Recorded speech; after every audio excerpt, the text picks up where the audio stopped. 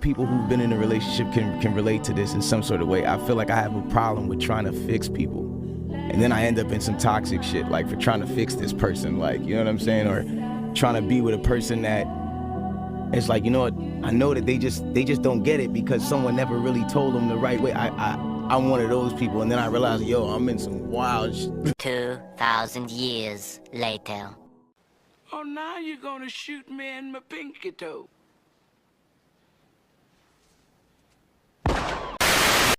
If you're a black woman and you only date black men, you have committed yourself to the bottom.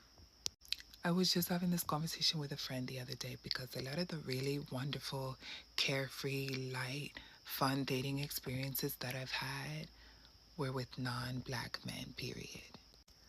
The bouquets, the random gifts, the weekend trips, the well thought out and well planned out dates, those didn't come from black men.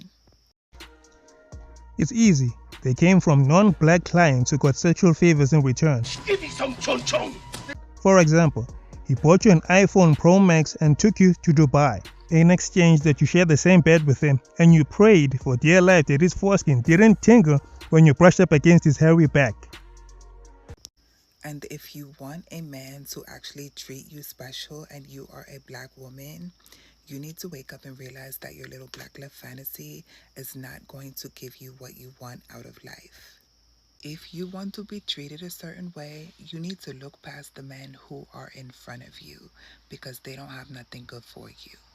If you are a black woman and you want to be treated like a doll, you want to be treated like a lady, you want to experience dating, you need to stop dating black men.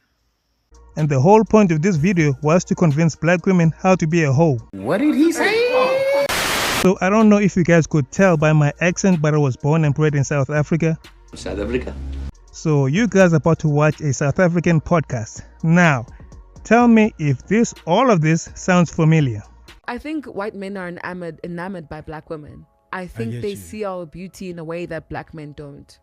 And they appreciate our strength in a way that black men don't. Fucking lied!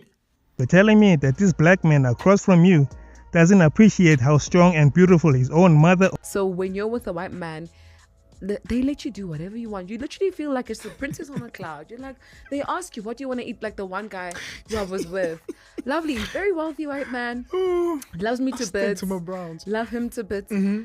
Listen, anytime I walk into, I can't even tell you who it is because you probably will know. Yeah. But like anytime, let's say we're having dinner, yeah, he will order everything on the menu that I like. Shucks. And I can have a bite of each and be fine.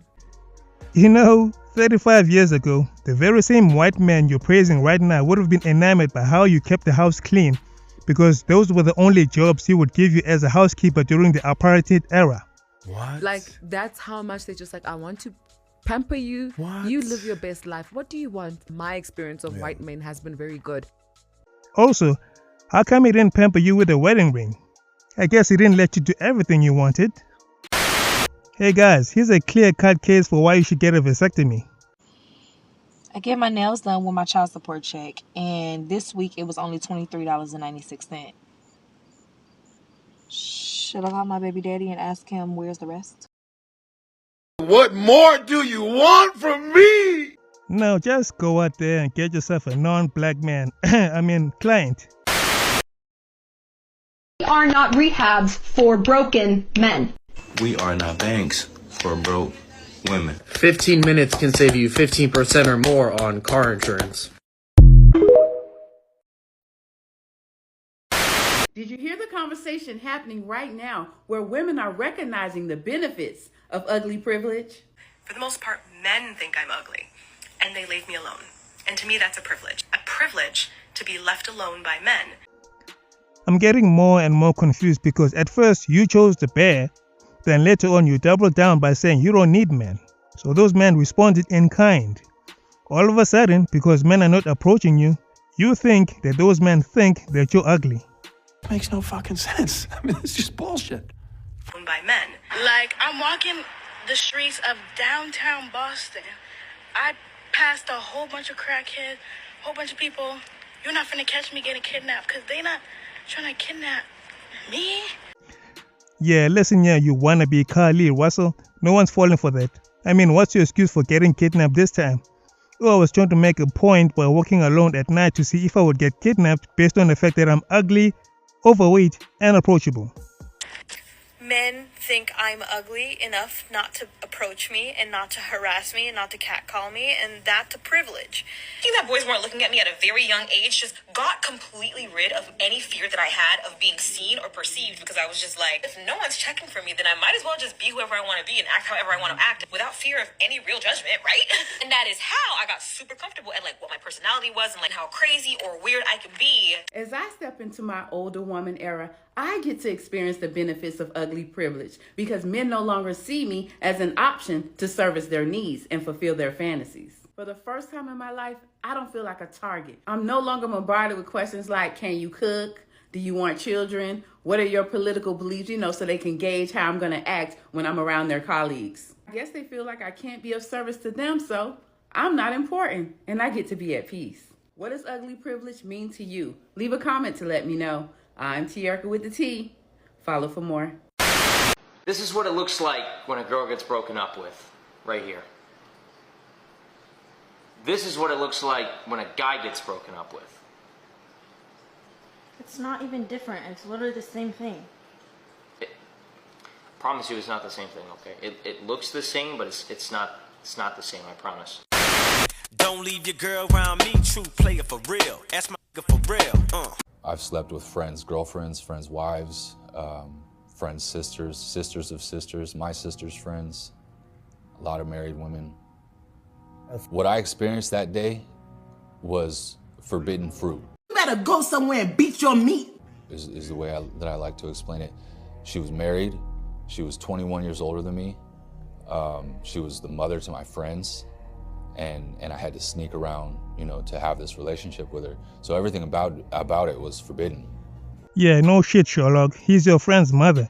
Imagine after sleeping with her, he asks you, where are you from? And his response is, where you came from.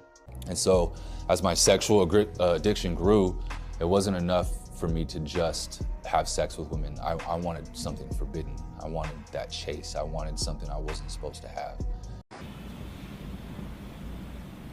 I don't like where this is going. My boyfriend and I of 6 months recently broke up. I had a good male friend that was actually my best friend.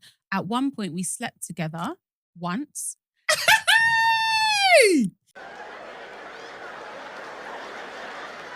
This was before I met my current boyfriend. I then got into a serious relationship with my boyfriend. I've met his family and he has met mine. Just before I met my boyfriend, my best friend and I had a huge falling out. This happened right after we slept with each other. We didn't speak for 2 months and then he reappeared while I was dating my boyfriend. He shared how sorry he was and asked to meet with me before flying out of the country. I shared with my boyfriend how he's back in my life and my partner was aware that we've slept together before. My best friend suggested booking me a hotel for our meeting as my house is super far from the station and he was arriving in town early morning and didn't want me to take the train that early morning. I told my boyfriend about this meeting and even shared my conversation with him. And we then agreed for him to not book me a hotel and we just meet at the station. Fast forward a couple of months, we started sexting, as in my best friend and I, and even planned to meet and get a hotel together. I realized this was wrong and I decided to cut contact with him and block him on everything. This past week, I came clean to my boyfriend and told him about this plan and how sorry I was. I feel helpless as I'm trying to win my boyfriend back. I know I was dishonest, but I have come clean. Bye, bitch! Do I have to say this too? How many times do we have to explain to the ladies that he's just waiting for that opening so he can shoot his shot inside your opening? You're insecure, you're too controlling. That's always the excuse used against their boyfriends. I hope he doesn't give her a chance next time. It's so bright, you saw